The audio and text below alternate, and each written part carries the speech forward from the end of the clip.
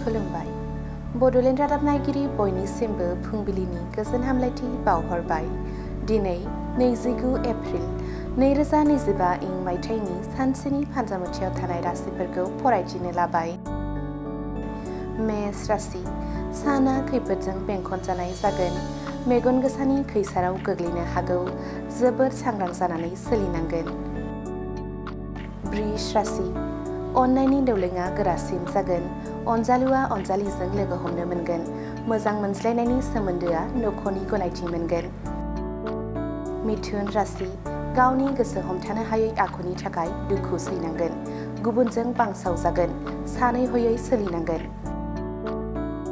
कर्कट राशि, आनजाद होनायाव उथ्रिसार जानो हानायनि गिदिर मिजिं दङ। थांखिखौ होसोनो थुलुंगाखांगोन। गोहो बोलो मोनगोन।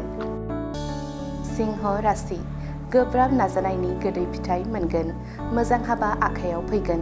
रां आरजिनो हागोन। कन्या राशि, गोरोन्थिखौ हमजानो गिगोन। मावब्लाबो दांब्लाबो गोजोन मोननाय नङा। गाज्रि सान। तुला राशि, गोबावनि सोमोन्दोआ बायफ्लेलांगोन। गोसोआ खोमसि दरसि मोनगोन। लोगोफोरजों सम बारहोहरोब्ला एसे गाहाम जागोन। वृश्चिक राशि, थाबथानानै थानाय मावख'आरि खामानिफोरा मावफुंजागोन। गोसोआ रेजें मोनगोन। गुबुननो हेफाजाब होनो हागोन। धनु राशि, नखराव बायदि जेंना नुजाथिगोन। दाबसे जायगायाव थाथेरनो हायै जागोन। गोसोआ उसाव बादाव जागोन। मकर राशि, गुबुन मोरै सुबुंजों खोथा दान्थेलायनाय जानो हागौ। गोसोआ गाज्रि मोनगोन। सानसे गोजोन मोननाय नङा। कुम्भ राशि, थांखि लानायाव सौहैनो गोब्राब मोनगोन। लामा आन्दायगोन। गेदेरफोरनि बोसोन लानाया गोनां। मीन राशि, समा लोगोसे खारफागोन। जेरावखि आखाइ होआ जाफुंसारनायखौ मोनगोन। माइनाव साफिगोन। दिनैनि राशि फरायथिनाया एसेनोसै। बेजों लोगोसेनो दिनैनि साना बुहुमनि साफ्रोमबो सुबुंफोरनि थाखाय गाहाम जाथों बेनि थाखाय बड'लेण्ड रादाब नखरनि जानानै इसोरनि खाथियाव आरज गाबनाय थाबाय।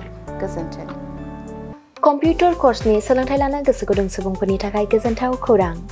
कम्पिउटार कर्सनि थाखाय बेसेन नाङा जासे मुं थिसननायनि खाबुखौ लानानै फैदों क'क्राझार सहरनि खोदोमथलायाव थानाय MS फ्लाइं रुट इनस्टिट्यूशनआ।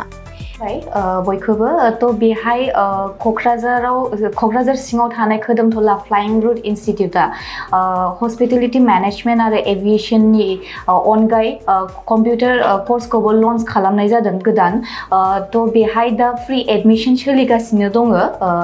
जेरै जोङो JavaScript, web designing, CC programming बेखौ गासिखौबो होनाय जागोन। जायफोर केन्डिडेटफोरा गोसो दङ बेहाय माने थाबैनो रेजिस्ट्रेशन खालामनो हागोन। एडमिशन फ्रि सोलिगासिनो दं।